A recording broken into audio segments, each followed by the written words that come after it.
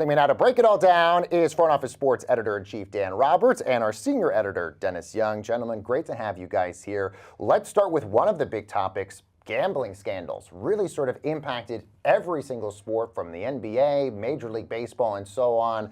Dan, how do you sort of look back at these scandals over the last year? Well, look, I mean, arguably, one could say that it's surprising there haven't been more. Yeah. I mean, from the moment legalized sports betting became a thing in 2018 and we saw a state-by-state domino effect, you knew there were going to be scandals. Arguably, it took a little longer than I expected for this to come home to roost. Obviously, the NBA is the big one. We still have to see how all these play out. I mean, here we are talking about them at the end of the year. We haven't had resolutions. We haven't had punishments. We haven't had jail or prison sentences. But the NBA is the biggie. MLB, you've got intentionally thrown pitches. I mean, 2 pitchers who might never pitch again. And I think the straightforwardness of that one is the easiest to understand. In other words, they intentionally threw pitches a certain way because of prop bets, right? Pretty cut and dried. And the case materials have text messages showing that they did it. So that isn't a good one. The NBA one is kind of murkier. The poker games, the tanking. There's a joke in there about, oh, someone leaked information that the teams were going to tank. I think anyone knew those teams were tanking. So, but there's just a lot in that stew. And not to mention multiple, much smaller scale issues in college basketball. So I think we're going to see more of these in 2026. And mostly the leagues have said, as a case by case, yes, you know, we care about the integrity of our sport. I'm not sure fans are that scandalized. No, I agree with that about the fans. I think with the NBA, what I'm curious about, Baker, is like, what evidence do the feds have? I mean, there's in these prosecutions. We still don't even know. Right. There's these prosecutions. There's something called a speaking indictment. They don't have to use it. In the Terry Rozier and Chauncey Billups cases, on the gambling side, they didn't really use it, right? They just said, kind of take our word for it. It appears they have much more evidence, but it's not really clear what that evidence is or how strong it is. You know, Rozier's lawyer is already kind of walking out these things of like, hey, you know, Terry just told a buddy he wasn't playing. You know, we can't be responsible for what the buddy did from there. You know, the feds might have much more evidence that is, you know, might make that look ridiculous. We don't know, but it'll be really interesting. I mean, if it ends up that, you know, if the Rozier defense ends up being compelling in open court, who knows? I mean, the NBA, they say they looked into this for 2 years. They look a little silly. Right. So this claim that you know, Adam Silver has said, oh, we don't have the power of the federal government to, Which is why Rozier was cleared. Oh, and you know, they'd be very sensitive about saying Cleared he by was the NBA. cleared. Right, that's what I'm saying. They'd say they let him play. Now, of course, they're doing this, you know, probably overcorrecting for their sins with this player named Malik Beasley on the Pistons, who, you know, has never been charged, hasn't really been, you know, faced any type of like criminal allegation or suspension from the league, but the league is now, you know, hesitant because of what happened with Rozier. Of course. He was playing, he got traded. Once bitten. Yeah, and so now, you know, Beasley's lawyer has told reporter Consulau that, he's being unfairly punished for this. He's in purgatory. He may end up going playing in Serbia. But I do want to caveat here, and please. when we talk about all this, I just think of like, what does it mean for you, the sports fan, right? The average Joe sports fan. And I truly think maybe not so much, like, and this could apply to a lot of what we'll talk about today, but we're so close to it in the media, and I just think the average fan, now by the way, if it was LeBron, if it was Curry, and the irony is there is a LeBron angle here, it's LeBron associates. But, you know, Chauncey Billups, Terry Rozier, and Damon Jones, and people go, who? So for the most part, as big as this scandal has felt to us, I don't think that Adam Silver thinks his, you know, role as commissioner is in jeopardy over this. I don't think that this has necessarily transcended to the mainstream as much as you would expect. Well, I guess, let me get into that, Baker, one thing. I think we ran a great story on this a couple weeks ago. Bradford Davis wrote that basically, I think correctly, sports fans have metabolized a lack of competitive integrity through, you know, tanking, intentional losing, you know, even just teams being cheap, and that, you know, that isn't, you know, compromises the integrity of the product. So I completely agree that fans have totally already metabolized that not everything might be on the up and up in professional sports. Now, the one person, you know, not the sports fan, that should be worried about the integrity is the sports gambler. Why? You know, if I was sports gamblers. Yes. Yeah. Well, what's interesting is look, Otani's translator was, you know, actual game bets. Yes, we didn't even mention that one. Yes. Right, exactly. Which that feels like eons ago when that situation happened. And there's no suggestion from the feds that anything untoward was happening in terms of like competitive integrity. It seems like he was just addicted to betting on soccer or whatever. But Go ahead. But to my point, and I guess I want to bring this up because Dan says, how does this impact us, the sports consumer?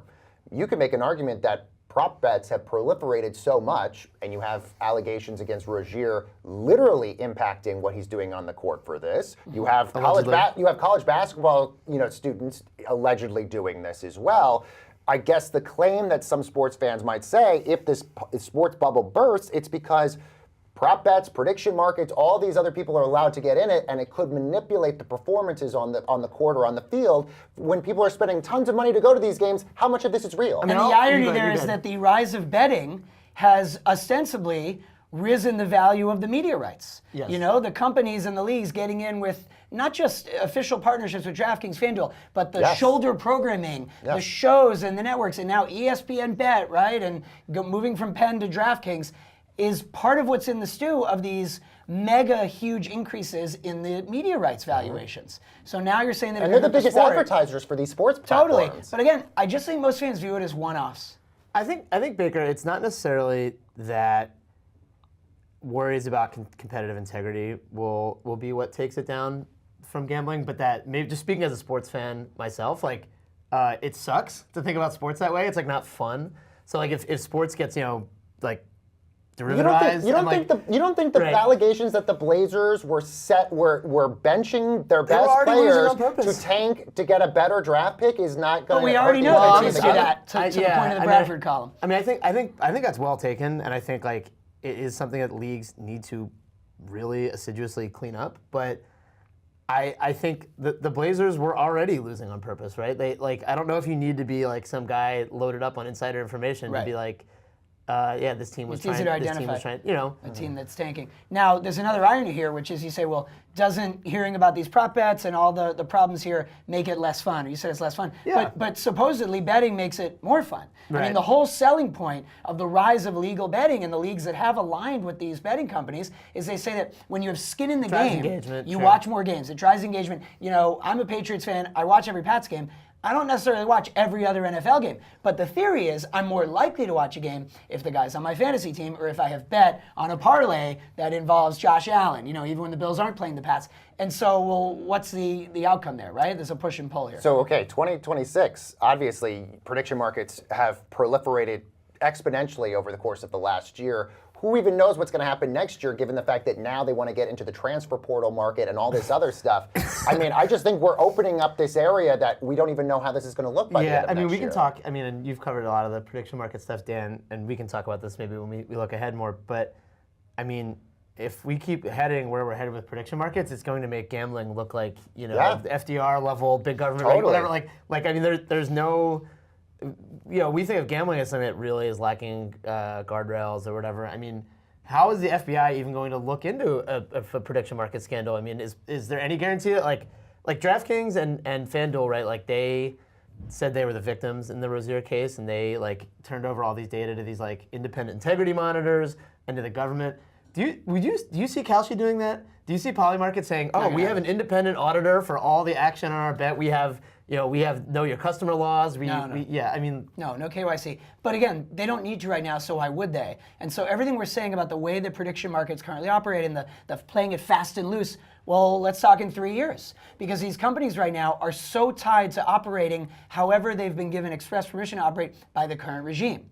So let's just remind everyone, Kalshi and Polymarket, they have this green light from the CFTC under Trump. Under Biden, the previous regime, they were told, get out of here, you can't operate in the US because you're so laissez-faire and unregulated, right? And so what happens when there's a new administration? And are we going to keep having a flip-flop every time where crackdown, loosen up, crackdown, loosen up?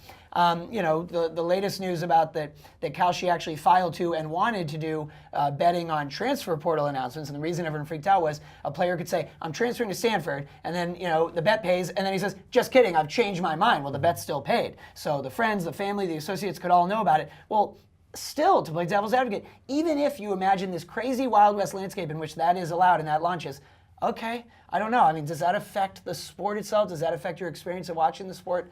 Maybe, maybe not. All right, we'll dive into a couple other headlines that we watched over the course of 2025, including college sports going nuclear, Trump, the sports president, and all the media deals. We recap more of 2025 when Front Office Sports Today returns.